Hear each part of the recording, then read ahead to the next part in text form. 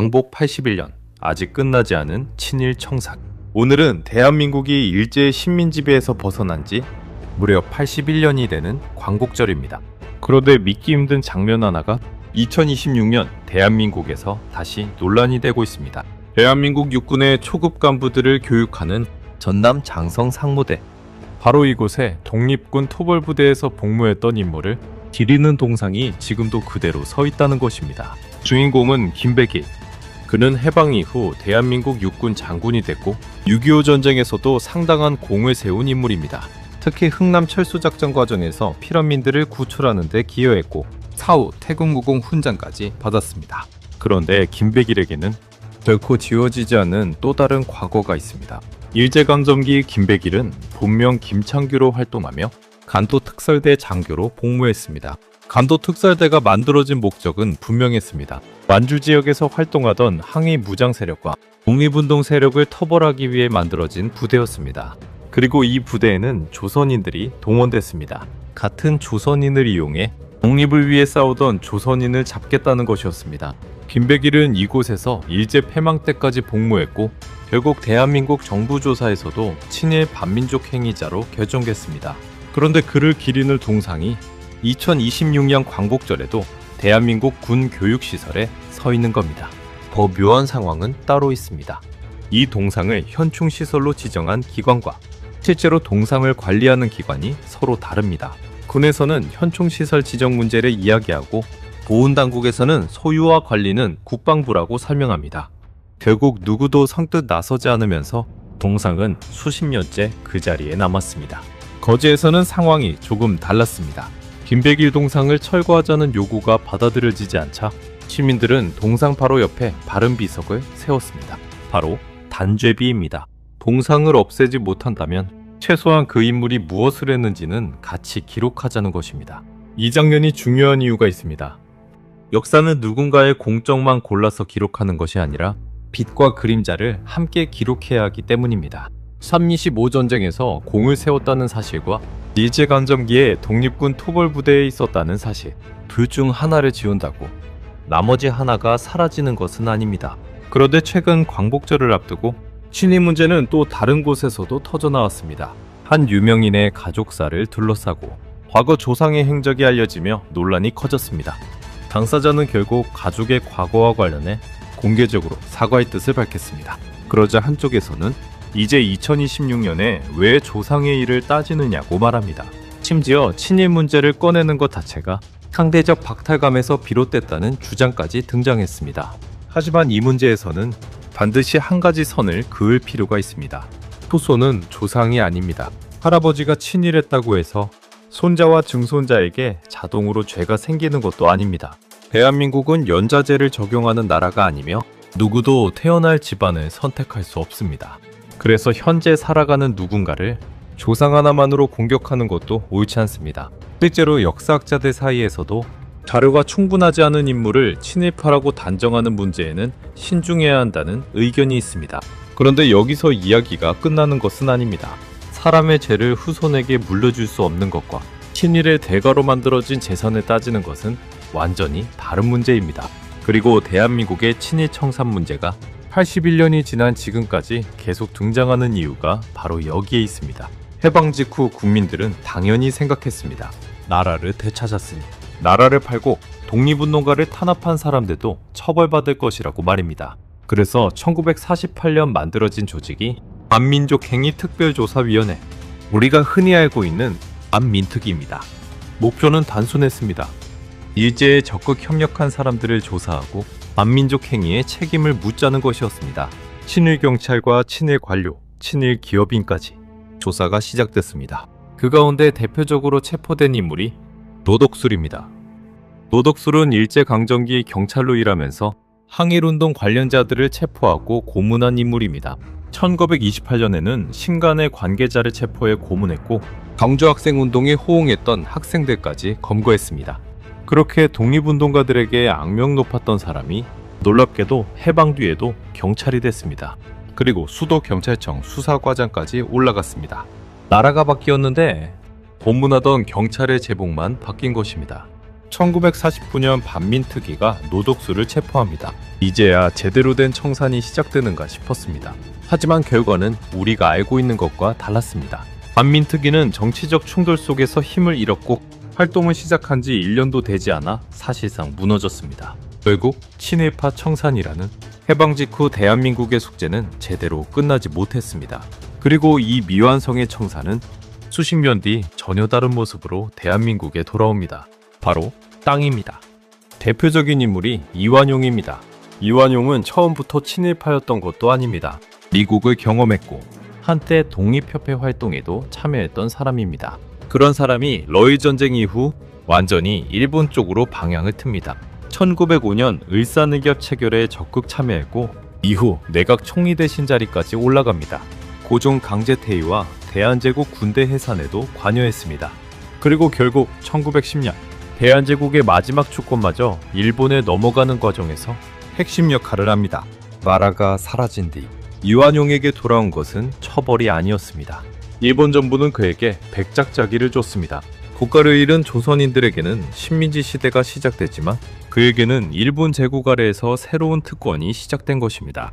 그런데 광복 뒤에도 이완용과 관련된 재산 문제는 완전히 해결되지 않았습니다. 오히려 수십 년 뒤에는 후손이 국가를 상대로 토지를 돌려달라는 소송을 제기하는 일까지 벌어졌습니다. 과거에는 법적 근거가 충분하지 않아 국가가 일부 소송에서 패한 사례도 있었습니다.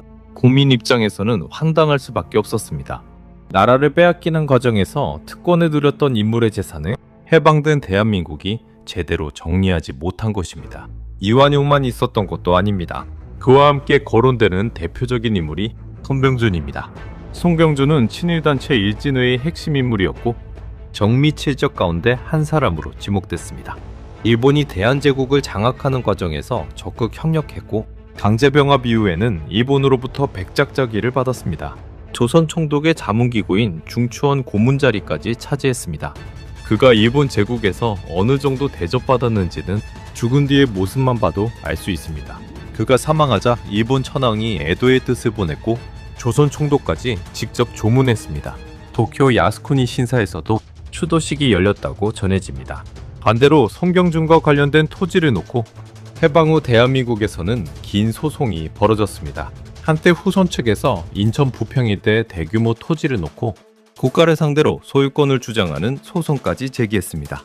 하지만 이 소송에서는 국가가 승소했습니다. 친일 재산을 둘러싼 싸움이 역사책 속 이야기가 아니었다는 겁니다. 윤덕영도 빼놓을 수 없습니다. 1910년 한일 병합을 논의하던 어전의 대한제국이라는 나라의 운명이 결정되는 자리에서 윤덕영은 병합조약 체결을 적극적으로 지지했습니다. 그 대가는 역시 일본이 줬습니다. 자작자기를 받았고 중추원 고문과 부의장 등을 지냈습니다. 나라가 사라지는 순간에 협력했던 사람들이 오히려 식민지 체제에서는 상류층이 된 것입니다. 이것이 친일 재산 문제가 단순한 질투나 과거사가 아닌 이유입니다. 독립운동에 뛰어든 사람들은 자신의 직업과 재산을 버려야 했습니다. 집을 팔아 독립운동 자금을 만들고 가족과 생이별한 사람도 셀 수 없이 많았습니다. 어떤 사람은 감옥에 갔고 어떤 사람은 고문을 당했습니다. 어떤 사람은 이름조차 남기지 못한 채 타국에서 죽었습니다. 반면 일본 식민 지배에 적극 협력한 일부 인물은 자기와 토지, 돈과 권력을 얻었습니다. 그래서 친일 재산 환수의 핵심은 후손을 벌주자는 것이 아닙니다. 역사적인 불법과 반민족 행위의 대가로 형성된 재산을 어디까지 개인 재산으로 인정해야 하느냐는 문제입니다. 그리고 실제로 최근에는 국가가 승리하는 사례가 나오고 있습니다. 대표적으로 친일 반민족 행위자 이기용과 관련된 토지입니다. 이기용은 한일병합 이후 일본 정부로부터 자작자기를 받은 인물입니다. 그 후손이 소유했던 남양주의 토지를 둘러싸고 정부가 부당이득 반환 소송을 제기했습니다.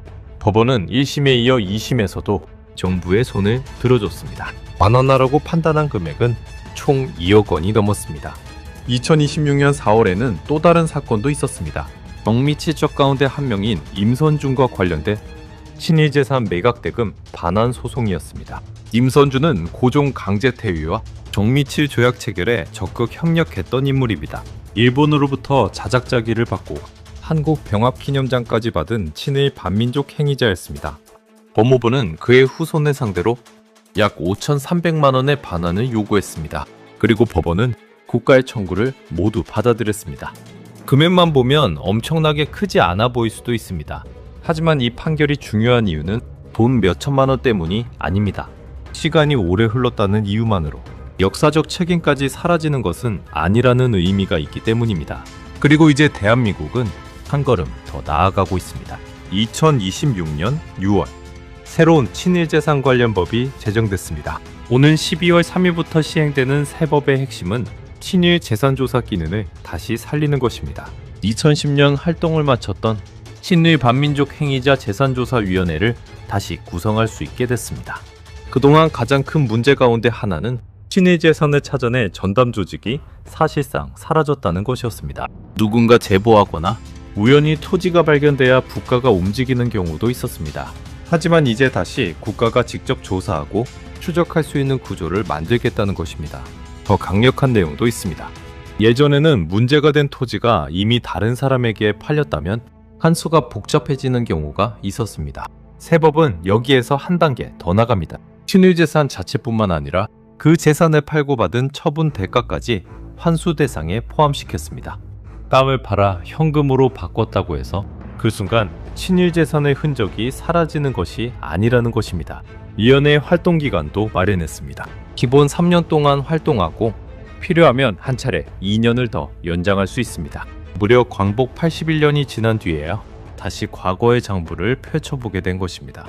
물론 여기에서도 반드시 지켜야 할 원칙은 있습니다. 친일파의 후손이라는 이유만으로 현재 살아가는 사람을 공격해서는 안 됩니다. 조상과 후손은 다른 사람입니다. 하지만 국가가 공식적으로 확인한 친일 행위와 그 행위로 형성된 재산까지 모른 척해야 한다는 뜻도 아닙니다. 사람에게 연좌제를 적용하지 않는 것, 그리고 부당하게 형성된 재산의 역사를 끝까지 확인하는 것. 이 두 가지는 얼마든지 동시에 가능합니다. 오히려 그래야 진짜 역사청산이라고 할 수 있습니다. 오늘 광복절에도 상무대에는 김백일의 동상이 서 있습니다.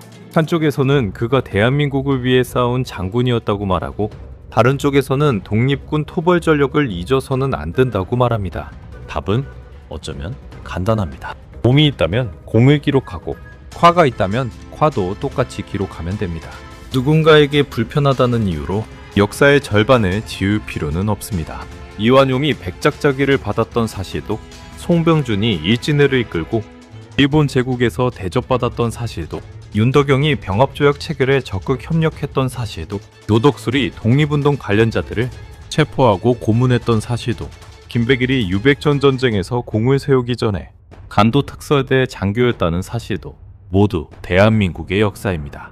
그리고 81년 동안 해결하지 못했다고 해서 81년째에도 포기해야 하는 것은 아닙니다. 오히려 반대일지도 모릅니다. 시간이 아무리 오래 지나도 기록이 살아있다면 역사는 다시 질문할 수 있습니다. 그 재산은 어디에서 시작됐는가? 그 자기는 왜 주어졌는가? 그 훈장은 무엇의 대가였는가? 그리고 대한민국은 그 역사를 제대로 기억하고 있는가? 친일청산의 목적은 누군가의 후손을 괴롭히는 데 있지 않습니다. 독립운동을 하면 모든 것을 잃고 식민지배에 협력하면 부자가 되는 역사를 정상으로 남겨두지 않는 것입니다. 나라를 위해 자신의 재산을 내놓은 사람은 잊히고 나라를 등진 대가로 얻은 재산만 대대로 남는다면 그것이야말로 대한민국이 바로잡아야 할 모순일 것입니다. 그래서 2026년 광복절에 다시 시작된 이 논쟁은 단순한 과거 이야기가 아닙니다. 대한민국이 어떤 역사를 기억하고 어떤 가치를 다음 세대에 넘겨줄 것인가에 대한 이야기입니다. 81년이 걸렸습니다. 너무 오래 걸렸다고 말할 수도 있습니다. 하지만 늦었다고 하지 말아야 할 이유는 없습니다. 친일의 죄를 후손에게 물려줄 필요도 없지만 친일의 대가까지 역사에서 지워줄 이유도 없습니다. 사람은 떠나도 기록은 남고 재산은 숨겨도 흔적은 남깁니다. 그리고 대한민국은 이제 그 흔적을 다시 추적하기 시작했습니다. 광복은 1945년 8월 15일 하루에 완성된 것이 아니라 우리가 무엇을 기억하느냐에 따라 지금도 계속되고 있습니다. 나라를 팔아얻은 영광보다 나라를 되찾기 위해 모든 것을 바친 사람들을 더 오래 기억하는 나라. 어쩌면 그것이 81년 전 그들이 꿈꿨던 대한민국의 모습일지도 모릅니다.